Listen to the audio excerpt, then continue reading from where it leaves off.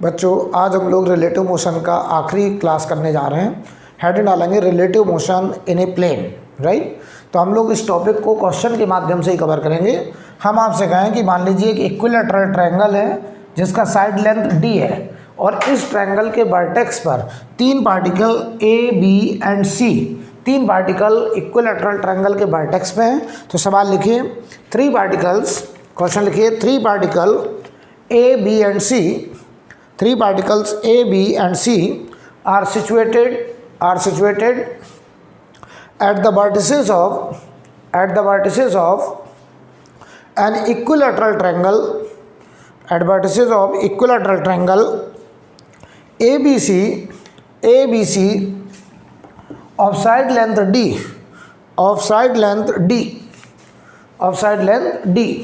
at t equal to 0, आगे लिखें each of the particle moves with constant speed v, each of the particle moves with constant speed v, comma करके लिखें a always has its velocity along AB, A always has its velocity along AB, comma B along BC, V along BC and C along CA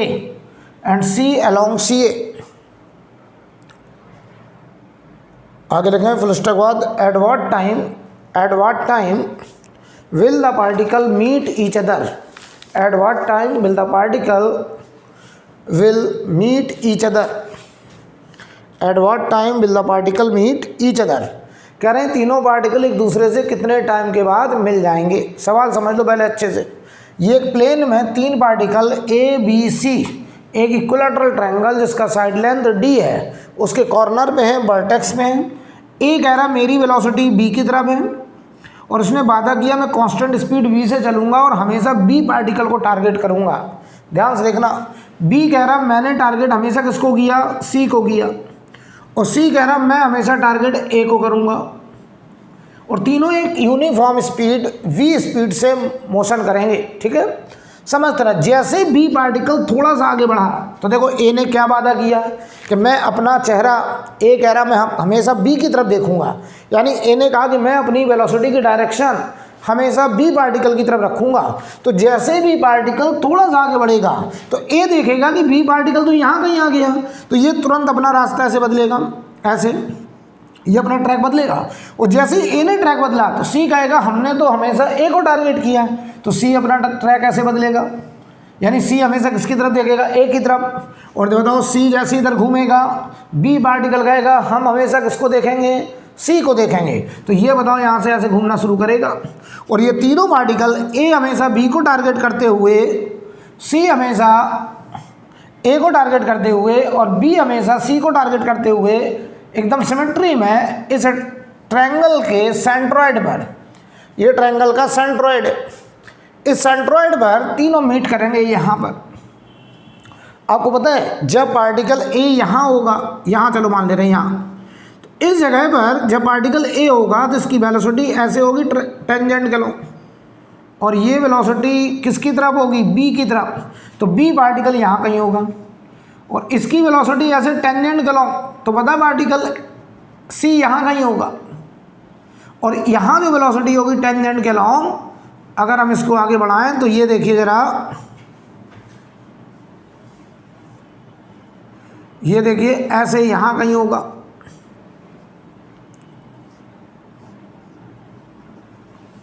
समझे जरा। अगर हम किसी intermediate time पे बात करें, ये फोटोग्राफ देखो t बराबर 0 का है, ये यहाँ t बराबर 0 पे था, b पार्टिकल यहाँ t बराबर 0 पे है। तो कुछ देर के बाद अगर हम फोटो देखें तो पार्टिकल a यहाँ पहुँच गया t बराबर t0 पर या t1 पर। बताओ b पार्टिकल यहाँ पहुँच चुका है t बराबर t1 पर। अभी भी बताओ a ने अपनी वेलोसिटी किसकी तरफ रखी है, b पार्टिकल की तरफ रखी है। बी ने अपनी वेलोसिटी अभी भी किसकी तरफ रखी है, सी पार्टिकल की तरफ रखी है, राइट, और सी ने अभी भी अपनी वेलोसिटी ए की तरफ रखी है। क्या बताओ, ये ट्रायंगल अभी भी इक्विलैटरल ट्रायंगल होगा, बस फर्क इतना होगा कि जो साइड लाइन डी थी अब वो घट के डी डैश हो गई। यानी एक बात तो समझ में आती है। अच्छा, ये ट्रायंगल इक्विलैटरल क्यों होगा? क्योंकि तुम सिमेट्री में है, जितना ये आगे बढ़ेगा उतना ही ये आगे बढ़ेगा, उतना ही ये आगे बढ़ के आएगा। तो क्या बताओ, तीनों हमेशा एक इक्विलैटरल ट्रायंगल के वर्टेक्स पे रहेंगे और ए हमेशा बी को टारगेट करता रहेगा, बी हमेशा सी को टारगेट करता रहेगा और सी हमेशा ए को टारगेट करता रहेगा, और तीनों फाइनली एकदम सेंट्रॉइड पर जा करके मीट करेंगे। और यहाँ पे जो मिलने का इनका टाइम है, मान लो वो टाइम है टी बराबर टी नॉट, और यही टी नॉट हमको निकालना है। तीनों पार्टिकल इस ट्रायंगल के सेंट्रॉइड पर एक साथ मिलने जा रहे हैं। पता मैं क्या करूँगा, मैं कोई भी दो पार्टिकल को टारगेट करूँगा। ध्यान से देखना, मैं तुमसे कहूँ टी बराबर 0 पर हमने दो पार्टिकल को देखा, ए और बी। ये ए है, ये बी है। ध्यान से देखना, ए की वेलोसिटी बी की तरफ थी ऐसे, ये गैप था बेटा डी, ठीक, ये गैप था डी, और वी की वेलोसिटी बताओ सी की तरफ थी ऐसे, और ये एंगल था 60 डिग्री, ये एंगल 60 डिग्री। इक्विलैटरल ट्रायंगल था भाई, इक्विलैटरल ट्रायंगल था 60 डिग्री। अब बताओ जरा आप मुझे, अगर ये 60 डिग्री था इक्विलैटरल ट्रायंगल, तो बताओ इसकी वेलोसिटी का इधर कंपोनेंट v/2, इधर v sin 60 तो v√3/2। तो मैं तुमसे कहूँ ये जो गैप है d, देखो ये गैप जो d है वो घट के d डैश हुआ, d डैश से घट के यहाँ 0 हो गया। तीनों जब मिल गए तो वो गैप क्या हो गया, 0। तो हम ये पता कर लें कि कोई भी दो पार्टिकल को ज्वाइन करने वाली लाइन का जो गैप है उसके घटने का क्या रेट है। कोई भी दो पार्टिकल पकड़ लो, उनके बीच का जो सेपरेशन है वो किस रेट से कम हो रहा है। अगर मैं ये साबित कर दूं कि कोई भी दो पार्टिकल के बीच का जो सेपरेशन है वो एक यूनिफॉर्म रेट से कम हो रहा है, तो उस गैप को 0 होने में कितना टाइम, तो हम कहेंगे सीधा कितना गैप कम हुआ और किस कांस्टेंट स्पीड से कम हुआ, टाइम आ जाएगा। तो चलिए देखते हैं। तो t बराबर 0 पर velocity of A with respect to B और अलोंग ज्वाइनिंग लाइन, केवल ज्वाइनिंग लाइन के अलोंग ज्वाइनिंग लाइन, ध्यान से देखना। तो ये बताओ रिलेटिव वेलोसिटी ए का है v के रिस्पेक्ट में, वो भी ज्वाइनिंग लाइन के अलोंग। तो बताओ ये v/2, क्या इसको अपोजिट मिलेगा? तो ये कितना आएगा, v + v/2 यानी 3v/2। ये वाला कंपोनेंट हम नहीं ले रहे हैं, हम इस ज्वाइनिंग लाइन के अलोंग बात कर रहे हैं। तो बताओ इस d को कम करने के लिए जिम्मेदार वेलोसिटी ये 3v/2 है, इसका इस d को रिड्यूस करने में कोई रोल नहीं है। तो बताओ दो पार्टिकल के बीच का गैप जो d है उसके रिड्यूस होने का रेट है 3v/2, लेकिन ये बात कब की है, t बराबर 0 की। अब देखना, अगर मैं कहूँ किसी टाइम t बराबर t पर या t1 पर, इस टाइम पे देखूँ ये दो पार्टिकल ऐसे हैं, ऐसे, यहाँ पार्टिकल a है, यहाँ पार्टिकल b है, और बताओ ये गैप d डैश है, और पार्टिकल b की वेलोसिटी ऐसे c की तरफ है, ये एंगल 60 डिग्री होगा। अरे यार ये 60 तो होगा ये वाला, क्योंकि ये अभी भी इक्विलैटरल ट्रायंगल बना रहे हैं। तो जरा बताओ तुम मुझे, ये पार्टिकल ए बी को टारगेट कर रहा है ऐसे बी से, इसका इधर कंपोनेंट आएगा v cos 60 और इसके परपेंडिकुलर आएगा v√3/2। तो अगर मैं तुमसे कहूँ कि velocity of A with respect to B along joining line, along joining line, joining line के अलोंग, तो बताओ तुम क्या कहोगे, सर ये v से जा रहा है, ये इधर b/2 से आ रहा है, तो v + v/2 मतलब 3v/2। यानी मैं देखो क्या साबित कर दिया कि t बराबर t1 पर दो पार्टिकल के बीच का जो गैप है इसके कम होने का रेट अभी भी 3v/2 है। इसका मतलब ये साबित हो गया relative velocity along joining line, relative velocity along joining line, along joining line is constant, और वो है 3v/2, ये है कांस्टेंट। तो यार एक बात बताओ तुम मुझे कि कोई भी दो पार्टिकल के बीच का जो गैप d है, d से d डैश हुआ, फिर d डबल डैश हुआ, फाइनली 0 हुआ। बताओ इस गैप के कम होने का रेट 3v/2 है। क्यों? कोई भी दो पार्टिकल को ज्वाइन करने वाली लाइन के अलोंग, शुरुआत में देखो जब ये गैप d था तो इस ज्वाइनिंग लाइन के अलॉन्ग रिलेटिव वेलोसिटी 3v/2। जब ये गैप d डैश है तब भी इस लाइन के अलॉन्ग रिलेटिव वेलोसिटी 3v/2। यानी एक बात तय हो गई कि दो पार्टिकल के बीच का गैप 3v/2 की स्पीड से कम हो रहा है। तो वो गैप पहले d था, बाद में 0 बचा, तो उसको बताओ 0 होने में कितना टाइम, t0 बराबर। तो हम कहेंगे बताओ d था, d से 0 हो गया कितनी स्पीड से, 3v/2 से, तो टाइम आ गया 2d/3v। तो बताओ इन पार्टिकल को मिलने में जो टाइम लगेगा वो ये टाइम होगा 2d/3v। बढ़िया समझ लीजिए, हमने यहाँ क्या साबित करा, ये पार्टिकल भले ही इस रास्ते पे जा रहा है कर्व पाथ पे, लेकिन कोई भी दो पार्टिकल के बीच का गैप, ये जो गैप है कभी ये गैप होगा, वो गैप हमेशा 3v/2 से कम हो रहा है। यानी कोई भी दो पार्टिकल के बीच के गैप के घटने का रेट वेरिएबल नहीं है, फिक्स है, कांस्टेंट है, कितना है, 3v/2। तो बताओ हम क्या बोलेंगे, टाइम कितना, तो d से 0 हुआ तो d कम हुआ, किस रेट से कम हुआ, 3v/2, तो टाइम हो गया 2d/3v। अगर मैं तुमसे कहूँ a से सेंट्रॉइड तक, ये सेंट्रॉइड को हम लोग o नाम देते हैं, a से लेके o तक का डिस्टेंस, हम कहें a o डिस्टेंस, इतना ही बताओ v o डिस्टेंस होगा, इतना ही बताओ c o डिस्टेंस होगा।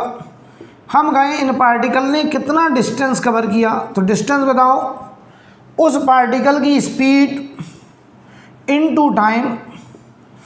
तो बताओ पार्टिकल यहाँ से यहाँ तक इस रास्ते पर कितनी स्पीड से जा रहा है, v स्पीड से जा रहा है, टाइम कितना, t0, तो v इंटू टाइम देखो 2d/3v, v से v कैंसिल हो गया भाई, तो वो डिस्टेंस AO बराबर VO, और वो आ गया 2d/3। ये आंसर है डिस्टेंस, AO या VO या फिर यही हमारी डिस्टेंस COV होगी। यानी कोई हमसे ये कहा ये जो कर्व दिख रहा है इस कर्व की लेंथ कितनी है, तो ये लेंथ होगी 2d/3, राइट। नोट कर लीजिए, नोट कर लीजिए।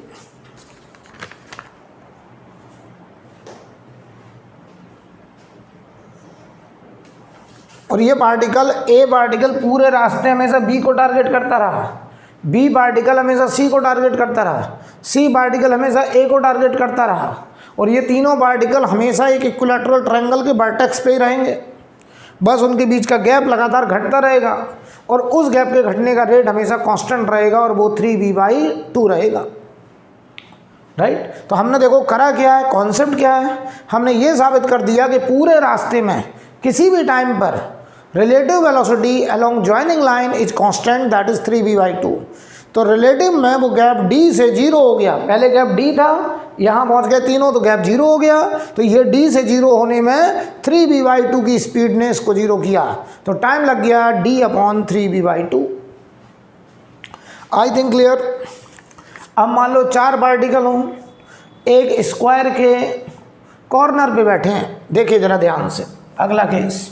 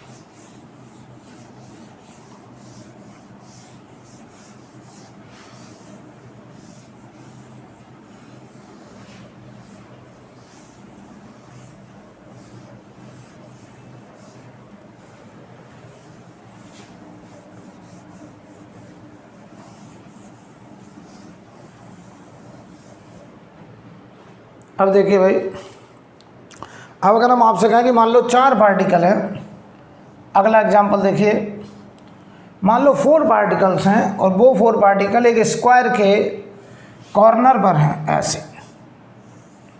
ये मान लीजिए एक स्क्वायर है और ये साइड लेंथ d है, समझो ज़रा ध्यान से बढ़िया से।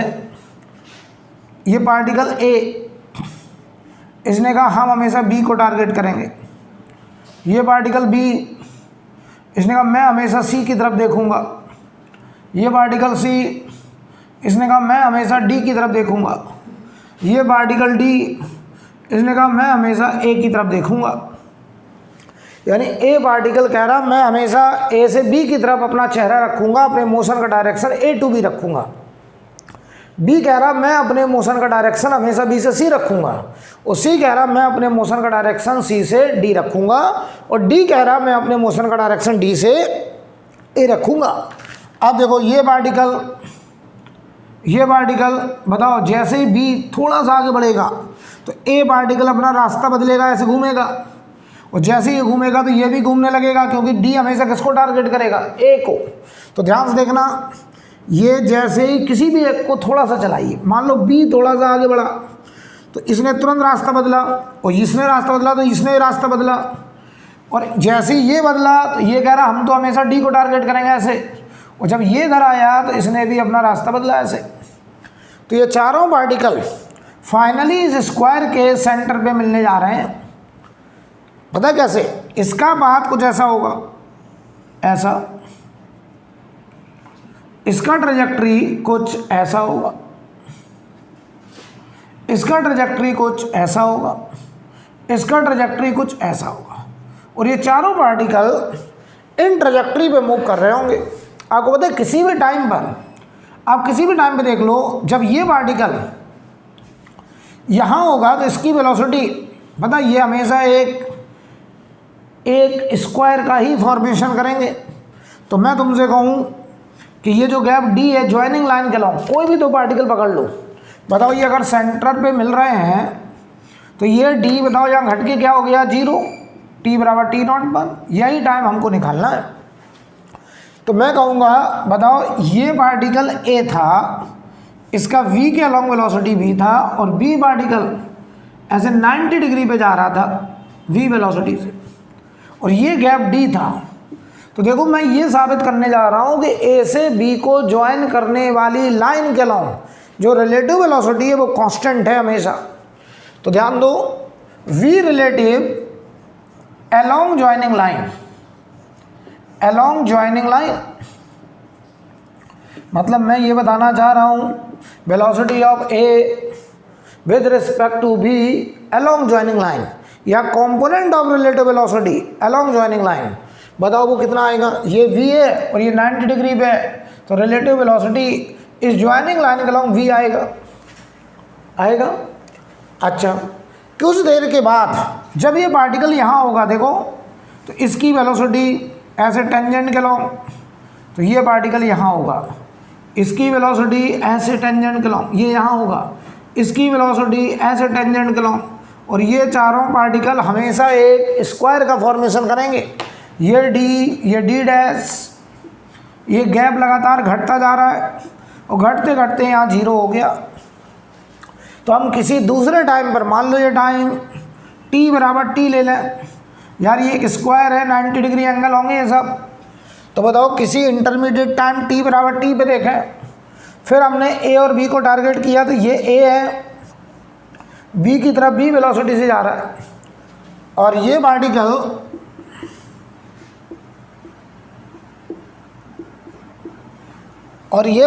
जो b है, बताइए जरा, ये इससे 90 डिग्री पर v वेलोसिटी से जा रहा है, ये गैप घट के d बचा। तो मैं तुमसे कहूँ t बराबर t पर v relative along joining line, joining line के अलोंग रिलेटिव वेलोसिटी बताओ। तो आप कहोगे देखो ये v है ज्वाइनिंग लाइन के अलोंग, और ये b परपेंडिकुलर है, तो इसका ज्वाइनिंग लाइन के अलोंग कोई कंपोनेंट तो आएगा नहीं, तो रिलेटिव वेलोसिटी v रहेगी ज्वाइनिंग लाइन के अलोंग। तो बताओ दो पार्टिकल के बीच का गैप जो d था वो d डैश हुआ, वो घट के 0 हुआ। तो बताओ क्या d से d डैश और d डैश से 0 होने में जो ज्वाइनिंग लाइन को गैप को कम करने का रेट है, वो रेट हमेशा कांस्टेंट है, और कितना है, v है। हमने देखो क्या साबित कर दिया कि कोई भी दो पार्टिकल पकड़ लीजिए, मान लो हमने a और b पकड़े, इनके बीच का जो गैप d था, इस d के अलोंग रिलेटिव वेलोसिटी v है। यानी इस डी के घटने का रेट भी था t बराबर 0 पर शुरुआत में। फिर हमने साबित किया किसी इंटरमीडिएट टाइम पर इस ज्वाइनिंग लाइन के लॉन्ग रिलेटिव वेलोसिटी अभी भी v आ रही है, तो इस डी डैश के घटने का रेट अभी भी v है। यानी बताओ ज्वाइनिंग लाइन का जो गैप है d वो एक कांस्टेंट रेट से कम हो रहा है, और वो कांस्टेंट रेट बेटा v है। तो मैं कहूँ कितने टाइम में ये 0 हो जाएगा, तो d से 0 हुआ तो d कम हुआ कितनी स्पीड से, v स्पीड से, ये टाइम आ गया। यानी मैं क्या लॉजिक लगा रहा हूँ पता है, मैं सेपरेशन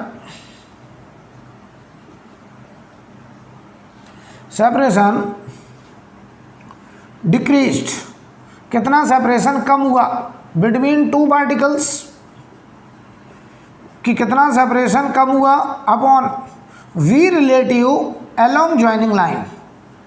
ये कॉन्सेप्ट है बेटा, यानी दो पार्टिकल के बीच का गैप कितना कम हुआ और कितनी रिलेटिव वेलोसिटी से कम हुआ ज्वाइनिंग लाइन के अलोंग, ये कॉन्सेप्ट है। तो बताओ आंसर आ गया, टाइम होगा d/v। अगर मैं कहूँ ये जो यहाँ से लेके यहाँ तक का जो कर्व है, इस कर्व की लेंथ बताओ, तो बताओ ये पार्टिकल का एक्चुअल पाथ है, तो एक्चुअल पाथ की लेंथ बेटा डिस्टेंस होता है, एक्चुअल पाथ लेंथ डिस्टेंस होता है। तो बताओ ये जो डिस्टेंस है AO या VO या CO या DO सब बराबर बराबर डिस्टेंस होगी। ये डिस्टेंस आएगी speed into time, speed into time t not, और t नॉट है d/v, v से भी कैंसिल, तो ये डिस्टेंस d के बराबर। यानी ये जो कर्व की लेंथ है ये साइड लेंथ के बराबर होगी, d के बराबर। नोट कर लीजिए। तो हमने देखो 3 पार्टिकल का सवाल करा, 4 पार्टिकल का सवाल किया। कुछ लोग कह सकते हैं सर 5 पार्टिकल हो तो क्या होगा, 6 पार्टिकल हो क्या होगा। शर्त क्या है, ए बी को टारगेट करे, बी सी को टारगेट करे, सी डी को टारगेट करे, डी ए को टारगेट कर रहा है। मान लो 5 पार्टिकल होते, 6 पार्टिकल होते, तो तुम्हारे मन में आ रहा सर एक काम करो n पार्टिकल के लिए कर दो, तो डालो केस ऑफ n पार्टिकल्स। हम n पार्टिकल के लिए एक रिजल्ट बनाने जा रहे हैं, ठीक है। तो उसी में जब n को 3 रखेंगे तो 3 पार्टिकल वाला केस, n को 4 रखेंगे 4 पार्टिकल वाला केस, n को 6 रखेंगे 6 पार्टिकल वाला केस।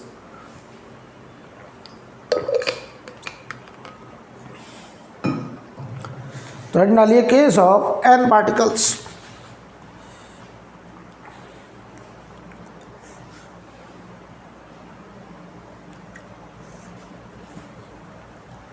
अब देखिए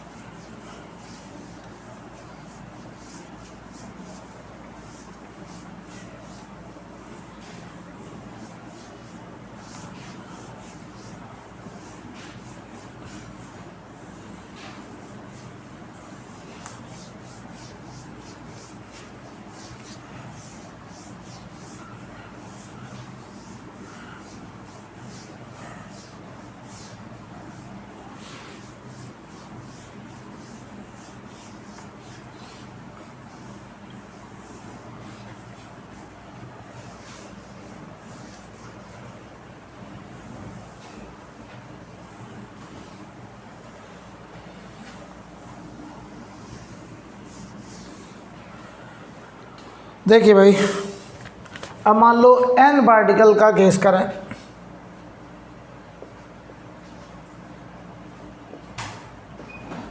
n पार्टिकल्स, अगर n पार्टिकल हैं तो ऐसी कुछ बात है, एक रेगुलर n साइडेड पॉलीगन के वर्टेक्स पे है, ऐसे में से क्लोज नहीं कर रहे हैं। क्लोज करेंगे तो आप गिन लेंगे 6 साइड्स 7 साइड्स n साइड्स हैं। ये पार्टिकल 1 है मान लो, ये पार्टिकल 2 है मान लो, ये पार्टिकल 3 है मान लो, ये 4 है, ये 5 है, 6 है, 7 होगा, 8 होगा, n पार्टिकल्स, ठीक। कंडीशन क्या है, साइड लेंथ देखो डी है, साइड लेंथ डी है, हर एक साइड लेंथ डी है, ठीक, ये डी साइड लेंथ है। अब देखो बेटा, पहला पार्टिकल हमेशा सेकंड पार्टिकल की तरफ अपनी स्पीड रखेगा, सेकंड पार्टिकल हमेशा थर्ड को टारगेट करेगा, थर्ड हमेशा 4 की तरफ वेलोसिटी रखेगा, 4 हमेशा 5 की तरफ रखेगा, 5 हमेशा 6 की तरफ रखेगा, 6 हमेशा 7 की तरफ रखेगा। ऐसे ही n-1th पार्टिकल nth पार्टिकल को टारगेट करेगा। तो जैसे ये थोड़ा आगे बढ़ेगा, ये यहाँ से अपना पाथ ऐसे बदलेगा, ये ऐसे पाथ बदलेगा। समझ लो बेटा, एक बात का मतलब ऐसे। इतने सवाल करने के बाद इतनी बात समझ में आ जानी चाहिए। ये यहाँ से ट्रैजेक्टरी बदलेगा और ये सारे पार्टिकल इसके सेंटर पे मिलने वाले हैं ऐसे, राइट, ऐसे। और ये बताओ वन पार्टिकल का सेंटर होगा O, राइट। अब हम क्या करें, हम ये साबित करें कि ये कोई भी दो पार्टिकल को पकड़े हैं और हम ये साबित करते हैं कि कोई भी दो पार्टिकल के बीच का गैप जो D है, इस D के कम होने का जो रेट है वो कांस्टेंट है, और कितना है वो निकाल लें। तो चलो भाई थोड़ी सी मेरी मदद करिए। कोई भी दो पार्टिकल पकड़े हमने, मान लो पार्टिकल 1 और 2 को ही पकड़ा, 1 और 2 को पकड़ा, ये गैप D था। तो मैं पता क्या करूँगा, relative velocity of 1 with respect to 2 along joining line निकालूंगा और ये साबित करूँगा कि इस ज्वाइनिंग लाइन का जो गैप है जिसका नाम D है, ये एक कांस्टेंट रेट से रिड्यूस हो रहा है। तो कितना टाइम 0 होने में लगेगा, तो वो gap upon relative velocity along joining line. तो बताओ आप हमको ज़रा, यहाँ पर ये पार्टिकल ऐसे जा रहा था B से, ठीक है, और ये वाला पार्टिकल ऐसे जा रहा था B से। बताओ ये एंगल कितना होगा, ये एंगल, ये वाला एंगल,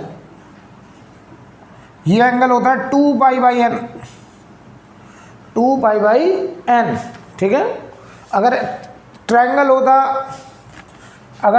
होता था तो ये एंगल 2π/3 यानी 120 डिग्री, सही बात है क्योंकि ये 60 होता था। अगर ये स्क्वायर होता था तो ये एंगल 2π/n का मतलब 490 डिग्री, सही बात है।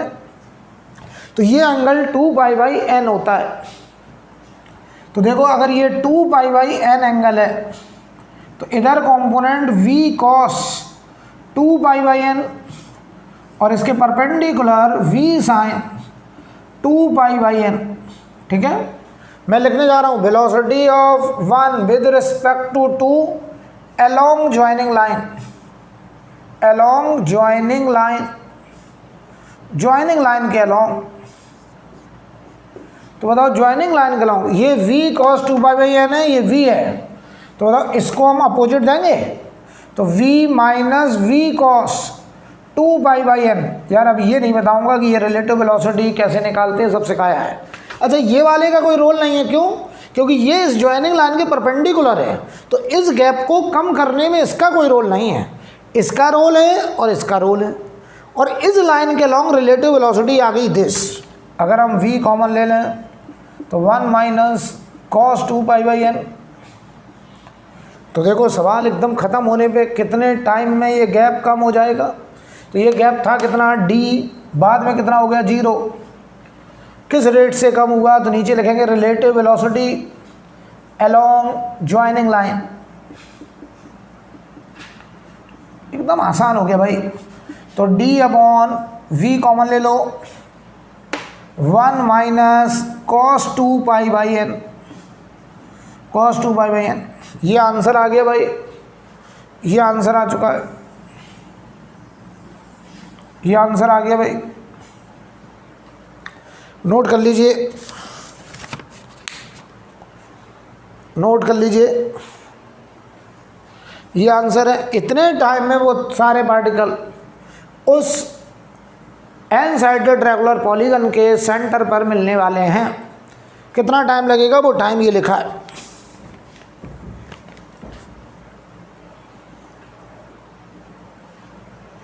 ठीक है, अब देखिए जरा,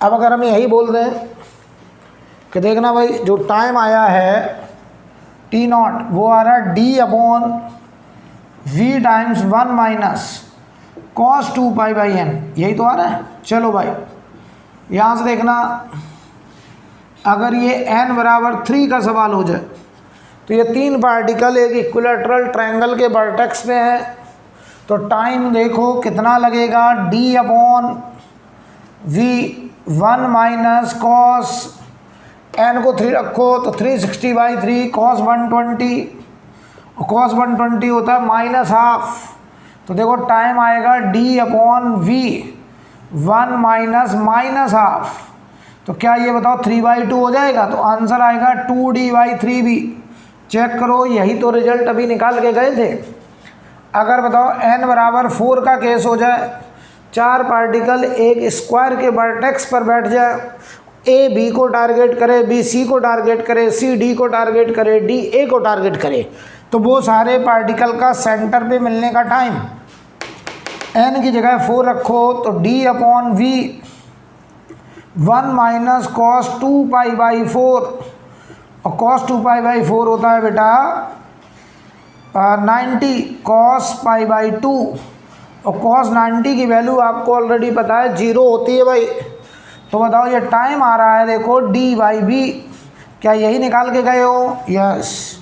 अब मान लो ये n बराबर 6 हो जाए, अगर कोई हमसे कहते हैं एक रेगुलर हेक्सागन है, 6 साइड का एक हेक्सागन है, उसके वर्टेक्स पर 6 पार्टिकल बैठे हैं, पहला पार्टिकल दूसरे को टारगेट कर रहा है, दूसरा हमेशा तीसरे को टारगेट कर रहा है, तीसरा हमेशा चौथे को टारगेट कर रहा है, ऐसे ही पांचवा हमेशा छठवें को टारगेट कर रहा है, और छठवां पहले को टारगेट कर रहा है।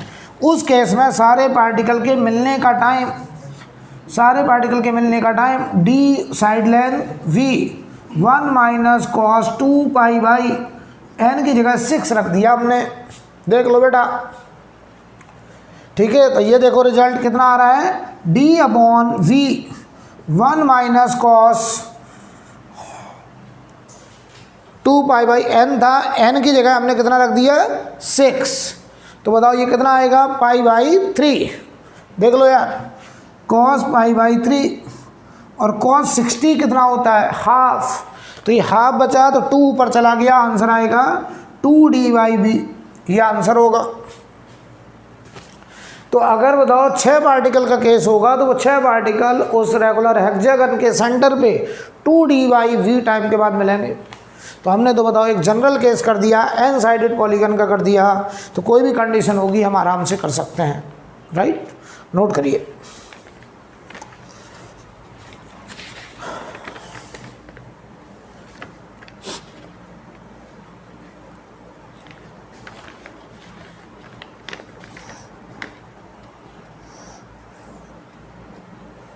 नोट करिए।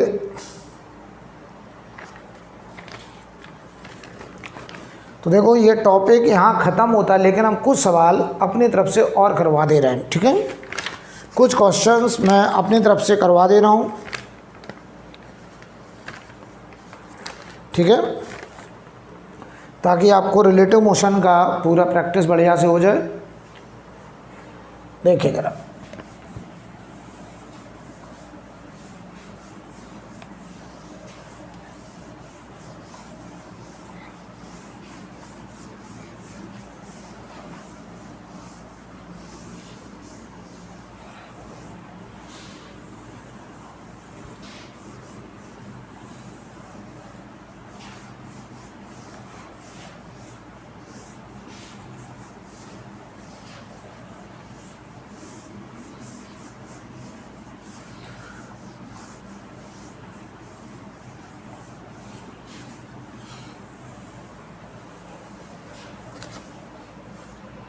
देखिए भाई कुछ सवाल हम अपनी तरफ से और करवा दे रहे हैं।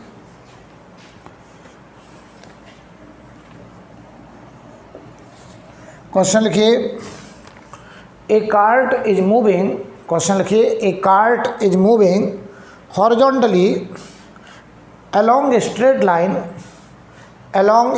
line with constant speed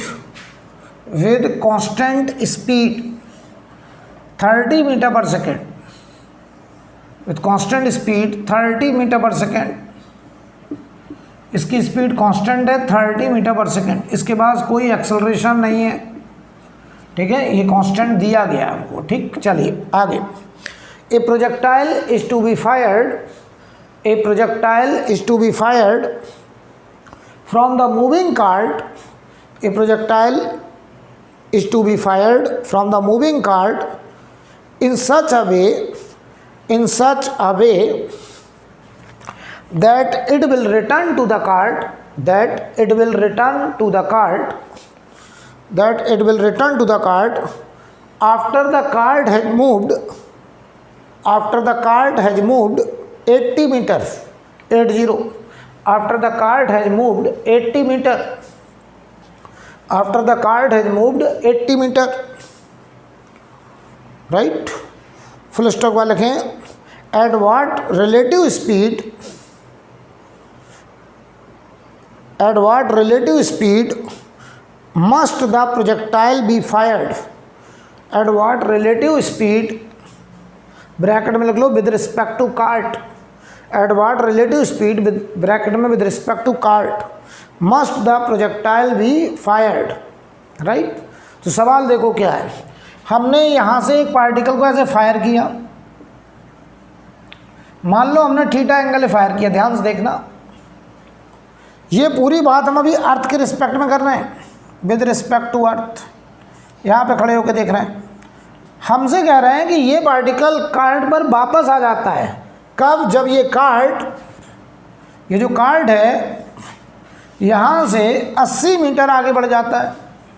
तो बताओ 80 मीटर आगे जब ये कार्ट यहाँ पहुँचा, ध्यान से देखना, तो ये पार्टिकल बताओ इधर u cos थीटा होगा और इसके परपेंडिकुलर इधर u sin थीटा होगा, ग्रेविटी नीचे की तरफ लगेगा, ये यहाँ से प्रोजेक्टाइल में जाएगा, यहाँ गिरेगा। लेकिन जब ये गिरा तो ये कार्ट कितना आगे खिसक गया, 80 मीटर। तो इस पार्टिकल को यहाँ से यहाँ तक जाने में कितना टाइम लगा, अगर ये कहें, हम आपसे ये कहें, तो ज़रा बताओ तुम मुझे, अगर हम यहाँ से यहाँ तक ये फ़ोटो पूरा विद रिस्पेक्ट टू अर्थ बना रहे हैं, तो टाइम देखो कितना लगा होगा। तो टाइम लगा होगा जब ये 80 मीटर गया कार्ट, कितनी स्पीड से, 30 से। तो बताओ 80 मीटर अपॉन 30, 8/3 सेकेंड, राइट। ये कैसे निकाला मैंने, distance upon speed, distance upon speed किसके लिए लगाया, कार्ट के लिए। तो मैंने कार्ट के लिए डिस्टेंस अपॉन स्पीड करके टाइम निकाल लिया, और इतने ही टाइम में ये पार्टिकल यहाँ से यहाँ गिरा, तो यही टाइम बन गया time of flight of projectile, 8/3 second, और ये time of flight of projectile हो गया। कोई प्रॉब्लम? अब बताओ, अगर ये time of flight of projectile है तो बताओ ये जो यू वाई है, यू साइन थीटा, इसे यू वाई कहते हैं, ये यू एक्स। तो ध्यान से देखना, सवाल तो ऐसे ही ख़त्म हो गया। यू वाई की वैल्यू निकालना तो 2u(y) upon g time of light, और वो बताओ 8/3 आ गया। तो 2u(y) अपॉन 10 बराबर 8/3। तो u(y) देखो आ गया 40/3 मीटर पर सेकेंड, ये आ गया u(y). अब देखना ux, तो ये पार्टिकल यहाँ से यहाँ तक प्रोजेक्टाइल में बताओ हॉरिजॉन्टली 80 मीटर चला, किसने चलाया, ux ने। तो बताओ ux into time of light बराबर रेंज हो गया 80 मीटर। बताओ ux, और ये बताओ कितना, टाइम ऑफ लाइट 8/3, ठीक है। ux बताओ आ गया 30 मीटर पर सेकेंड। तो बताओ इस प्रोजेक्टाइल के पास x कंपोनेंट है 30 और y कंपोनेंट आया है निकल के 40/3। अब ध्यान दो, हमको निकालना velocity of particle with respect to cart, ये पूछा है। रिलेटिव वेलोसिटी पार्टिकल की पूछी है, किसके रिस्पेक्ट में, कार्ट के रिस्पेक्ट में। किसके रिस्पेक्ट में, कार्ट के रिस्पेक्ट में पूछा है। तो ध्यान दीजिए आप, हमें यहाँ पर जरा बताइए, तो velocity of particle with respect to earth minus velocity of cart with respect to earth, ये लिखना चाहिए था हमको। तो पार्टिकल की वेलोसिटी अर्थ के रिस्पेक्ट में देखो 30i कैप प्लस 40/3 जे कैप और कार्ड की वेलोसिटी अर्थ के रिस्पेक्ट में 30 आई कैप। 30 आई कैप हो गया कैंसिल, तो velocity of particle with respect to cart जो आएगा बताओ वो आएगा 40/3 मीटर पर सेकेंड और डायरेक्शन अपवर्ड जे कैप। ये है answer, relative velocity of particle with respect to cart. Note कर लीजिए, ये सवाल मैंने पूरा विद रिस्पेक्ट टू अर्थ करा, फिर हमने रिलेटिव वेलोसिटी पार्टिकल की कार्ड के रिस्पेक्ट में निकाली। ठीक, सेम क्वेश्चन को मैं रिलेटिव मोशन से देखो करके दिखा रहा हूँ। ठीक है, नोट करिए जल्दी से, फिर हम सेम क्वेश्चन को विद रिस्पेक्ट टू अर्थ करने जा रहे हैं।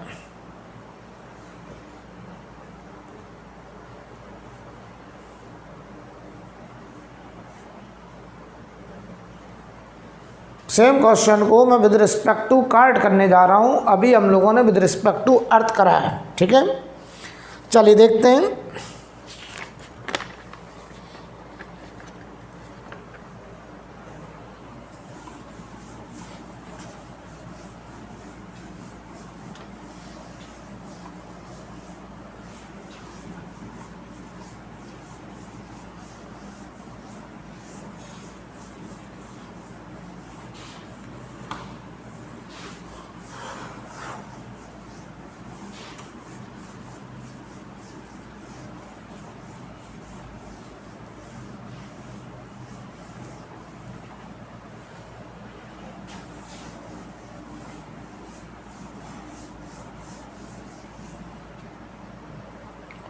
देखिए भाई, अगर हम आपसे कहें यहाँ पर इसी प्रॉब्लम को मैं विद रिस्पेक्ट टू कार्ड करने जा रहा हूँ, ध्यान देना। तो पहले एक बात बताइए, सवाल में क्या कहा गया है? एक कार्ड है जो कि मूव कर रहा है 30 मीटर पर सेकेंड से, इसके पास कोई एक्सेलरेशन नहीं है, ये कार्ड की वेलोसिटी थी। हमने यहाँ से किसी पार्टिकल को ऐसे फेंक दिया, तो इसके पास ये u से फेंका, मान लो ये ux और इधर uy, ऐसे तो था सवाल, और अंडर ग्रेविटी फेंका। और सवाल क्या है, इस पार्टिकल को वापस कार्ड पे ही गिरना है। तो ध्यान दो, हम विद रिस्पेक्ट टू कार्ड करें तो देखना ज़रा क्वेश्चन में हमने अपना ऑब्जर्वर कार्ड पे ही खड़ा कर दिया, यहाँ पे खड़ा कर दिया। तो बताओ ये जो कार्ड है ये इस ऑब्जर्वर के लिए रेस्ट हो गया, इसके लिए कार्ड रुक गया। अब बताओ इस पार्टिकल के पास, अब इस पार्टिकल की हम रिलेटिव वेलोसिटी बनाएंगे, रिलेटिव एक्सेलरेशन बनाएंगे विद रिस्पेक्ट टू कार्ड। तो जवाब देना तुम मुझे। इसके बाद अपनी वेलोसिटी इधर ux है, इधर uy है। कैसे बनाते थे रिलेटिव वेलोसिटी? अच्छा, इसके बाद अपना एक्सेलरेशन ग्रेविटी है। ठीक, रिलेटिव वेलोसिटी बनाते थे, जिसको रोका उसकी वेलोसिटी ऑपोजिट दे दो। तो इसको इधर की तरफ मिल गया 30 मीटर पर सेकेंड। अच्छा, एक्सेलरेशन 0 है तो इसको 0 दे दो, तो यही रहेगा, ये हो जाएगा ए रिलेटिव। तो रिलेटिव एक्सेलरेशन g ही रहेगा। क्यों? क्योंकि इसके बाद 0 एक्सेलरेशन है, तो अगर हम उसे 0 अपोजिट देंगे तो g तो रहेगा रिलेटिव एक्सेलरेशन। अब देखो, इस पार्टिकल को जाना है और यहीं गिरना है। अब कार्ड रुक गया, सवाल पढ़ो क्या बोला गया कि कार्ड पर ही पार्टिकल लौट के आता है। कितने टाइम के बाद? 8/3 सेकंड के बाद। तो सुनो, ये लौट के तभी आएगा, स्ट्रेट जाए, यहाँ जाके वेलोसिटी का y कंपोनेंट 0 करे, तो यहाँ से यहाँ तक जाए, 4/3 सेकंड में जाए, और फिर बताओ 4/3 सेकंड में वापस आए। तभी बताओ ऐसा हो सकता है कि ये जहाँ से फेंका गया वहीं गिर गया। और ये ऊपर तभी जाएगा जब हॉरिजॉन्टल डायरेक्शन में कोई वेलोसिटी ना बचे, तो ये ux 30 के बराबर हो जाए। तो बताओ ux will be equal to 30 metre per second. और बताओ ये जो uy है वो यहाँ 0 हुआ कितने टाइम में? 4/3 टाइम में। किसने 0 किया? ग्रेविटी ने। तो मोशन अलॉन्ग y लगा दो, vy बराबर uy माइनस gt। 0 हुआ, uy निकालना है, g 10 है और ये 4/3, तो uy देखो आ गया 40/3 मीटर पर सेकेंड। तो देखो भाई, वेलोसिटी रिलेटिव निकालेंगे, velocity of particle with respect to cart. तो कार्ट के रिस्पेक्ट में इस पार्टिकल के पास हॉरिजॉन्टल में कोई वेलोसिटी नहीं है। ux ने 30 को बैलेंस कर लिया तो ये केवल स्ट्रेट लाइन में ऊपर गया और लौट के आया। तो इस पार्टिकल की वेलोसिटी कार्ट के रिस्पेक्ट में केवल 40/3 मीटर पर सेकेंड है ऊपर की तरफ, जैसे हम लोग uy कह रहे थे। ये आंसर आ गया। और चेक करो पहले भी यही आंसर तो आया था। ग्राउंड से देख रहे हैं पार्टिकल प्रोजेक्टाइल में जा रहे थे, वो ग्राउंड से कह रहा हूँ, ये कार्ट है, पार्टिकल ऐसे उड़ा और कार्ट पे यहाँ गिरा, लेकिन कार्ट पे खड़े होकर देख रहे हैं ये पार्टिकल ऐसे जा रहा है और यहीं गिर रहा है। राइट, नोट कर लीजिए।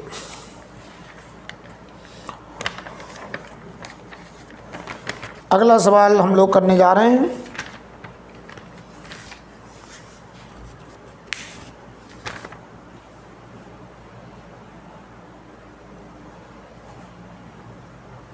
इसे रब कर दिया जाए। अब देखिए,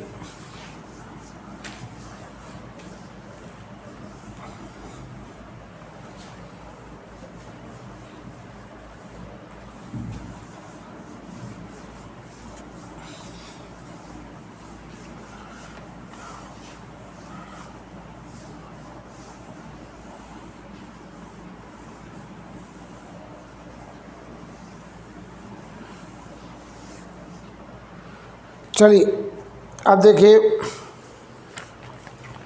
अगला सवाल। देखिए सवाल लिखो पहले। A man is walking with a constant velocity v metre per second. A man is walking with a constant velocity v metre per second, with a constant velocity v meter per second। Full stop वाले लिखिए। A bulb is at height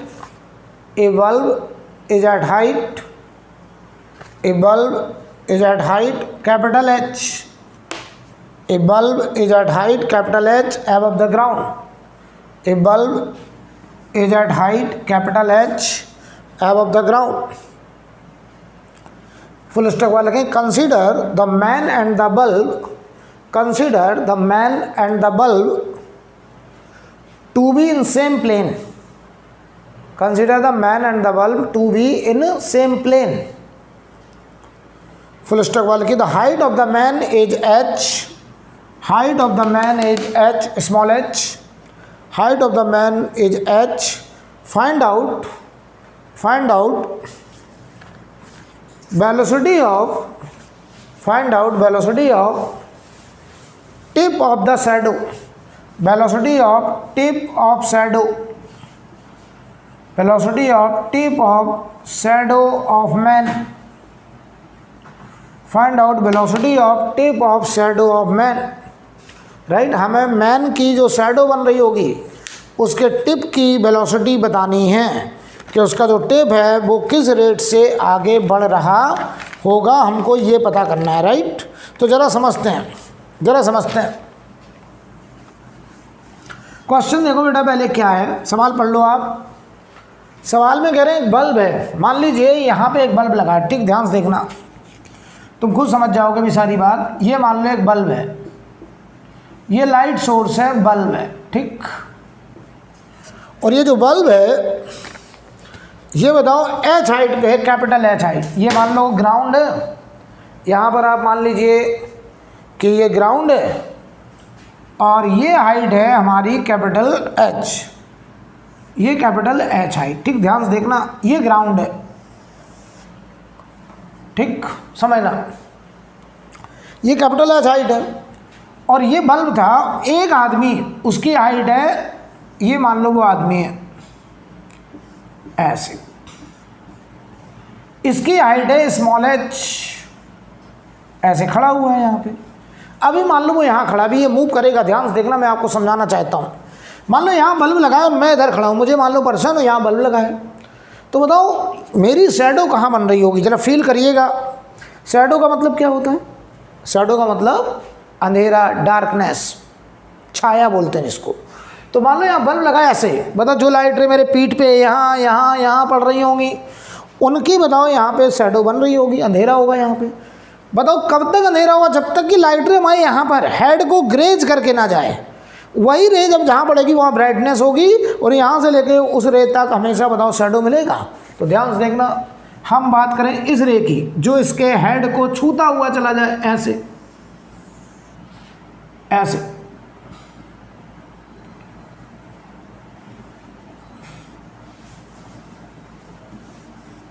ऐसे, जो रे इसके head को ऐसे graze करके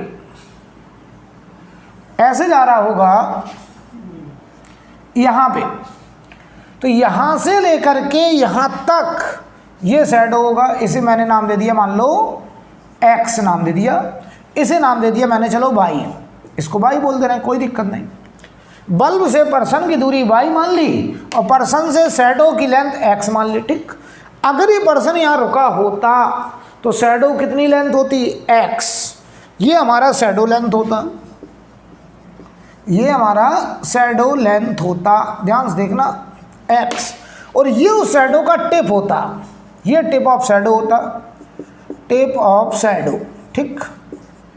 चलिए सबसे पहले तो एक काम करते हैं, शैडो की लेंथ निकाल लेते हैं। मान लो अगर ये पर्सन मूव ना करता, मान लो पर्सन मूव ना करता तो शैडो की लेंथ कितनी होती? तो बताओ, अगर हम इस ट्रायंगल में ये थीटा मान लें तो ज़रा tan थीटा लगाओ। tan थीटा बराबर h/x, और यही tan theta capital H/x + y। ध्यान से देखो, हमको क्या निकालना है? x निकालना, शैडो की length. Cross multiply hx + hy, capital Hx, तो small hy, x common, capital H minus small h, x होता hy/h माइनस h, ये होता लेंथ ऑफ शैडो, ये था लेंथ ऑफ शैडो। ध्यान से देखना बेटा, ये होता लेंथ ऑफ शैडो, जो कि हमसे पूछा नहीं है, हमसे ये नहीं पूछा, हमने निकाल दिया। शैडो की लेंथ इतनी होती। अब देखना, ये लाइटर एकदम स्ट्रेट है बेटा, ऐसे लाइटर जा रहा है स्ट्रेट। अब देखना थोड़ा टेढ़ा हो गया होगा, लेकिन आप उसे स्ट्रेट समझिए। अब देखना, ये पर्सन कहो तो मैं इसको सीधा बना दें, अगर आपको कोई दिक्कत है, संतुष्टि नहीं मिल रही है तो इसको बना दिया जाए, क्या दिक्कत है? ऐसे, चलो ये बल्ब है, ठीक। अब देखना,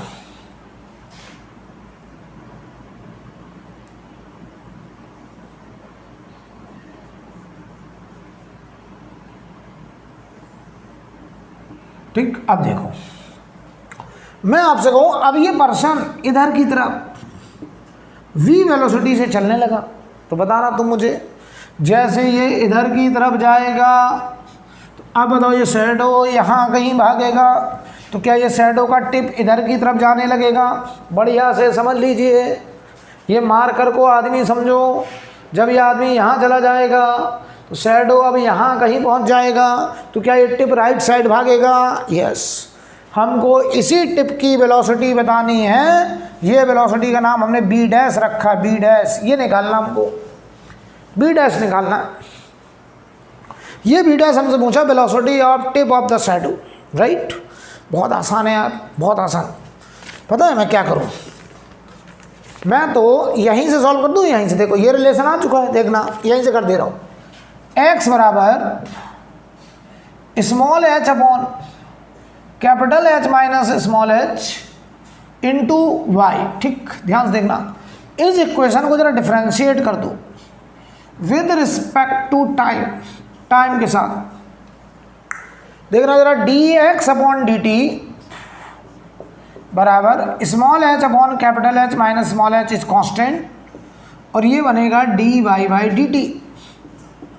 देखना आप ध्यान से, x का डेरिवेटिव ये x, बताओ ये x, जैसे जैसे ये आदमी इधर की तरफ जाएगा, शैडो का टिप इधर भागेगा, ये x की लेंथ कैसे बदल रही होगी? dx/dt, x के बदलने का रेट कि पर सेकेंड x कितना बदलेगा।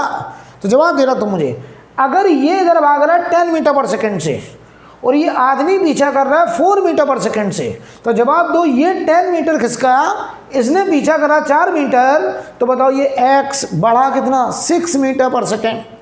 तो 1 सेकंड में अगर ये 10 मीटर चलेगा, ये 4 मीटर पीछा करेगा, तो x बढ़ेगा ओनली 6 मीटर पर सेकंड। तो आप मुझे बता दो कि जो x का डेरिवेटिव है, बताओ वो केवल b डैश है या केवल b है या b डैश माइनस b है। तो आपका जवाब होगा b dash minus b, right.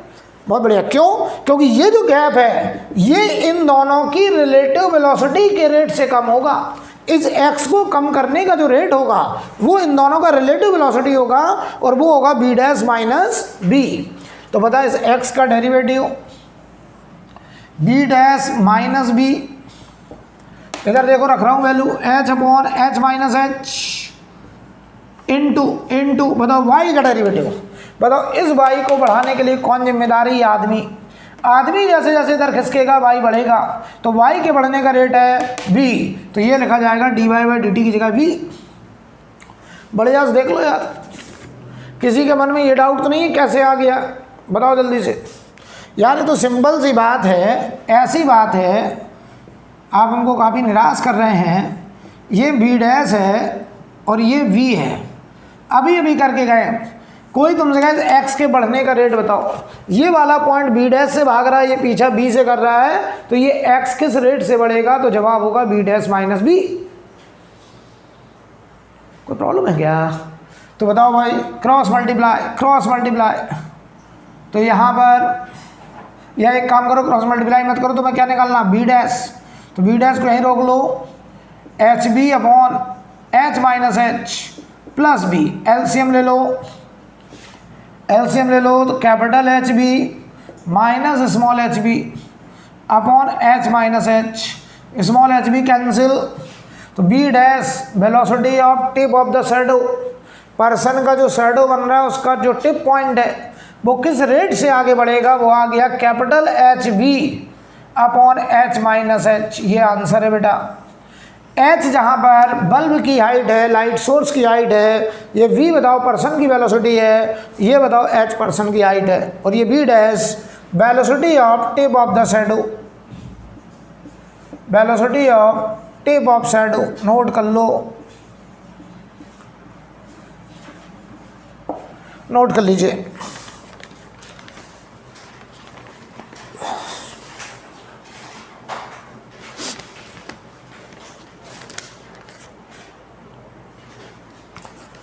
Note करिए।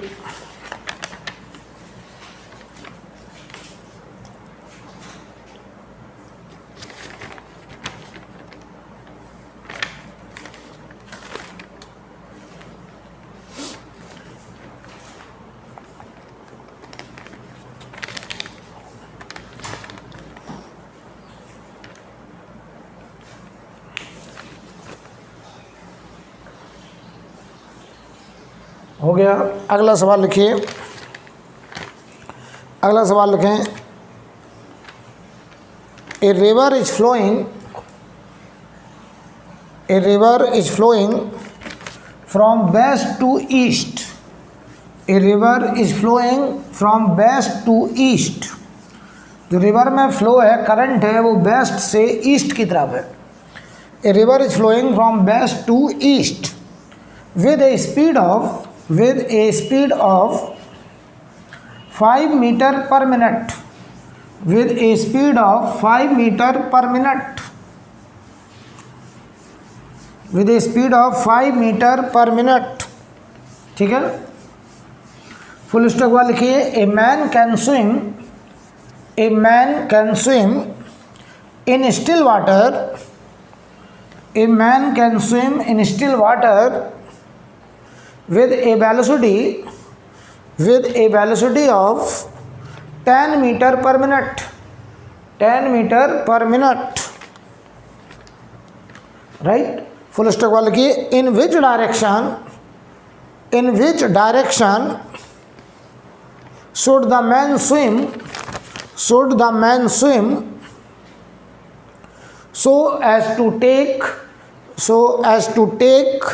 the shortest possible path, so as to take shortest possible path to go to south, right. ध्यान दीजिए जरा, to go to the south. अब देखिए ध्यान से सवाल क्या है। सवाल कुछ ऐसा है, बताओ पहले तो ये रिवर है ऐसे, ये है ईस्ट वेस्ट, ये है नॉर्थ साउथ। पहले अच्छे समझ लो, ईस्ट वेस्ट ऐसे नहीं है, ईस्ट वेस्ट ये ऐसे है प्लेन में, ये है हमारा नॉर्थ साउथ, ये ईस्ट वेस्ट, ठीक है। लेकिन बोर्ड पर हम ऐसे दिखाते हैं, ऐसे, ये ईस्ट, ये वेस्ट, ये साउथ, ये नॉर्थ, ऐसे दिखाते हैं। तो जरा देखो सवाल क्या है। ये एक रिवर है, ये रिवर ऐसे है, ऐसे, ठीक। तो देखिए चलिए हम यहाँ पे भी दिखाते हैं। ये हमारी डायरेक्शन साउथ है, ये नॉर्थ है, और करंट बताओ वेस्ट टू ईस्ट, ये वेस्ट टू ईस्ट।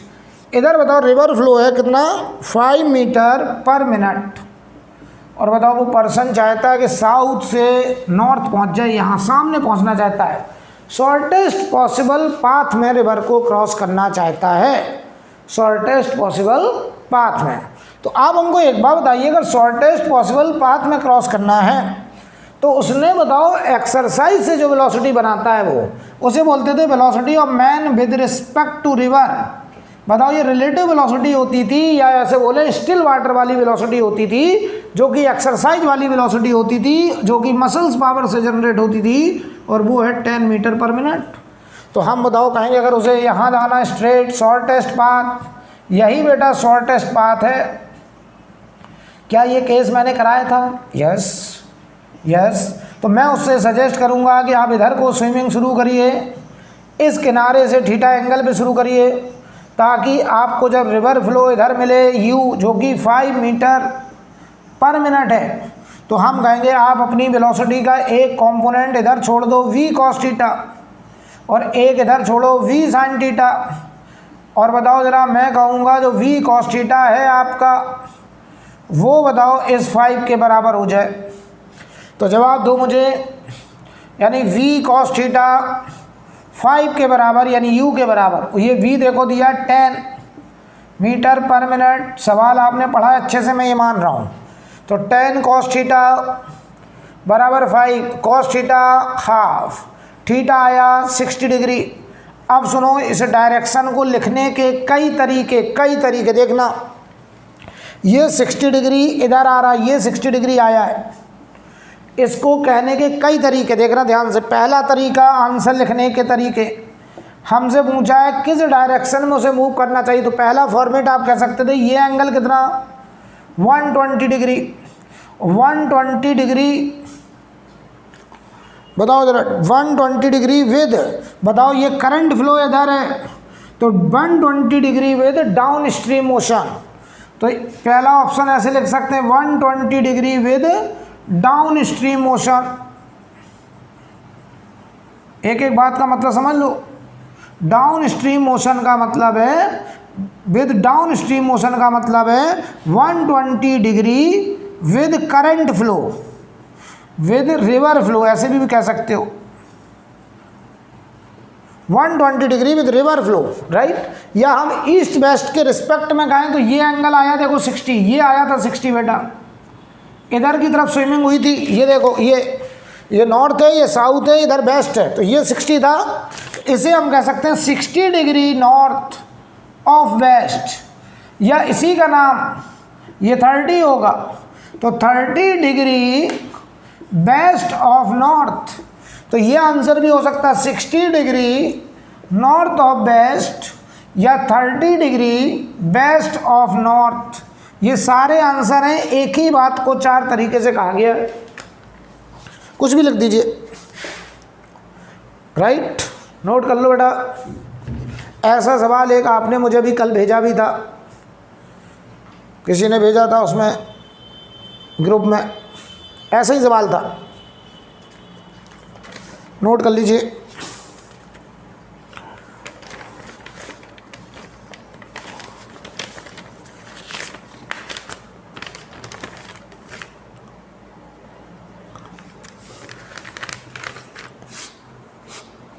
सवाल लिखिए, एक क्वेश्चन और लिखिए।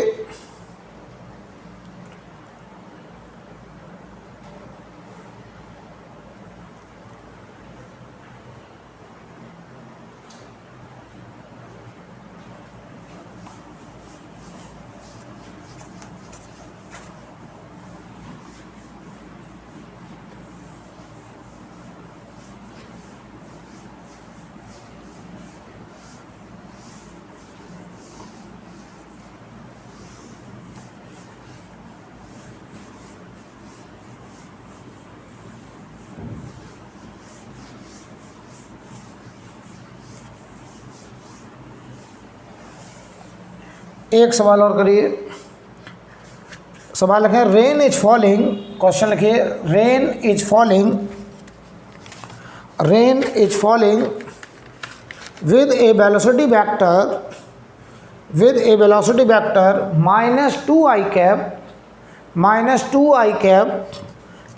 1 j cap minus 2i cap minus 1 j cap with respect to earth।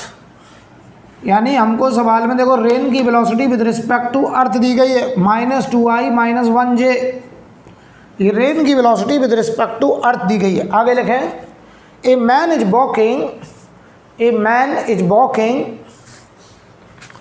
In the Z direction, a man is walking in the Z direction under constant velocity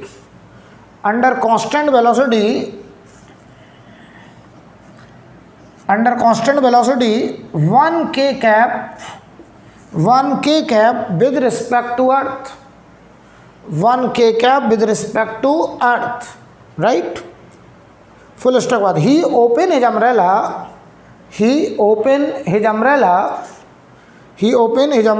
such that it makes an angle theta with xy plane।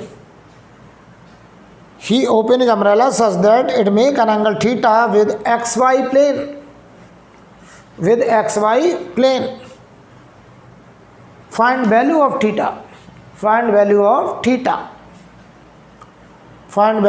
theta। Right, कह रहे हैं xy plane से उसने अपना umbrella theta angle पे लगाया है, तो वो थीटा बताइए।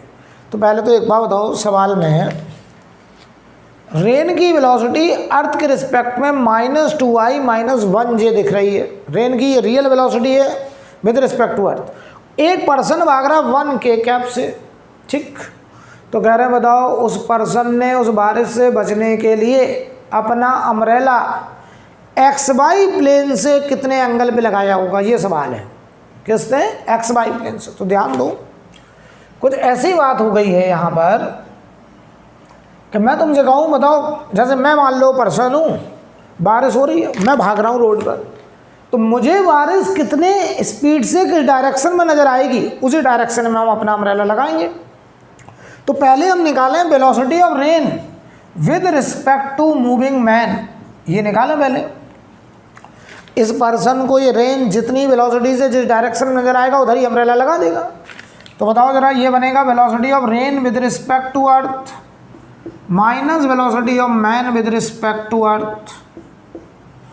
तो बताओ रेन की velocity with respect to earth है -2i - 1j और माइनस मैन की वेलोसिटी होगी 1k। तो ये आ गई रेन की velocity with respect to man, यही आंसर है। लेकिन हमसे ये नहीं पूछा है, आंसर इसी में छिपा है। हमसे कह रहे हैं बताओ ये बारिश मैन को xy प्लेन से कितने एंगल पे नज़र आ रहा है, xy प्लेन से कितने एंगल पे नज़र आ रहा है, ये हमारा सवाल है। तो बताओ बेटा, अब तुम क्या कहोगे? तुम कह रहे हो सर ऐसा है, अब हमको यहाँ पर इस वेक्टर का एंगल निकालना, ये वेक्टर 3D में है, इसका वेक्टर निकालना किस प्लेन से? xy प्लेन से एंगल निकालना है इसका। किस प्लेन से? xy प्लेन से एंगल निकालना। तो ध्यान से देखना, मैं तुम्हें फोटो समझाना चाहता हूँ। हमें बस ये निकालना है कि एंगल, यार ये बताओ वेलोसिटी रेन की है मैन के रिस्पेक्ट में, और हमें यही पता करना कि वो मैन अपना अम्ब्रेला वर्टिकल से, सॉरी xy प्लेन से कितने एंगल पे लगाएगा। तो angle made by rain with respect to man, angle made by rain with respect to man with xy plane, ये निकालना है हमको। तो हम ये पता कर लें कि बारिश ने पर्सन के रिस्पेक्ट में xy प्लेन से कितने एंगल पर कितना एंगल बनाया, वही हमारे अम्ब्रेला की डायरेक्शन होगी। तो ज़रा थोड़ा सा फील करिए आप हमारे साथ, थोड़ा फील कराना पड़ेगा आपको। 3D में चले गए, थोड़ा सा देखिए। ये मान लो xy प्लेन है, ये x और ये मान लो y, ठीक है। तो x कंपोनेंट है -2i, -2i, तो बताओ ये इधर प्लस आई तो -2i इधर होगा, ध्यान से देखना, ये हो गया -2i, वो है -1j, तो ये प्लस j है, तो -1j इधर होगा नीचे की तरफ। क्यों? तो आप चाहें तो एक काम ना करें, रुक जाइए थोड़ा सा समझिए, इसे हम -x कह दे रहे हैं, इसे -y कह दे रहे हैं, क्या दिक्कत है? तो ये देखो ज़रा, ये हो गया हमारा -2i और ये हो गया हमारा -1j, और -1k बताओ ऐसे नीचे की तरफ होगा -1k। तो बताओ इनका जो रिजल्टेंट आएगा, इन दोनों का रिजल्ट बताओ इधर कहीं आएगा xy प्लेन में, इन दोनों का कितना होगा? ये √5, ये मैग्नीट्यूड है √5 किसका? मॉडुलस ऑफ -2i -1j, और ये वाला जो रिजल्टेंट है ये xy प्लेन में पड़ा है। अब पता सवाल क्या बचा है? ये एक वेक्टर है xy प्लेन में, ये z के अलोंग, तो ये बताओ इससे 90 डिग्री, तो रिजल्टेंट इधर आएगा, और ये वेलोसिटी है रेन की विद रिस्पेक्ट टू मैन, और हमको एंगल निकालना है इस प्लेन से, ये एंगल निकालना है हमको थीटा, ये एंगल निकालना हमको xy प्लेन से एंगल निकालना है, तो ये वाला वेक्टर xy प्लेन में ही तो है।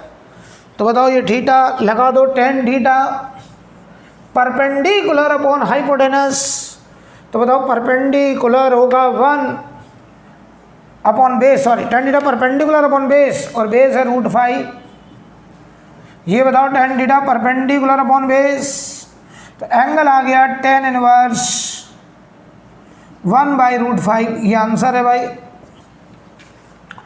कैसे निकाला? देखो ये जो आया है √5, ये √5 xy प्लेन में पड़ा है, क्योंकि ये इस -2i और 1j का रिजल्ट है, और z वाला ये -1k। तो बताओ हमारा रिजल्टेंट इधर आ रहा है और ये एंगल हमें निकालना है, और ये दोनों 90 डिग्री पे, ये इसके परपेंडिकुलर है, क्योंकि ये xy प्लेन है और ये z है, राइट। तो tan थीटा होगा परपेंडिकुलर अपॉन बेस 1/√5, और ये डायरेक्शन है velocity of rain with respect to man, इसके अपोजिट लगाएगा हमारा अम्ब्रेला। तो आंसर आ गया tan इनवर्स 1/√5, ये हमारा बेटा आंसर। नोट कर लो, यहाँ पर रिलेटिव मोशन पूरे तरीके से ख़त्म होता है, ठीक है। हमने सवाल वगैरह सब क्लास में ही करा दिए, अब आप कोई भी बुक बनाइए, कुछ भी करिए। अब हम लोग रिलेटिव मोशन पूरा काइनेमेटिक्स ख़त्म हो गया। अगली क्लास में हम लोग Newton's law of motion start करने जा रहे हैं, और न्यूटन्स लॉ ऑफ मोशन में कांस्टेंट रिलेशन पहले पढ़ाएंगे, ठीक है। फिर हम लोग न्यूटन्स लॉ ऑफ मोशन में एंट्री करेंगे। आज के लिए इतना ही।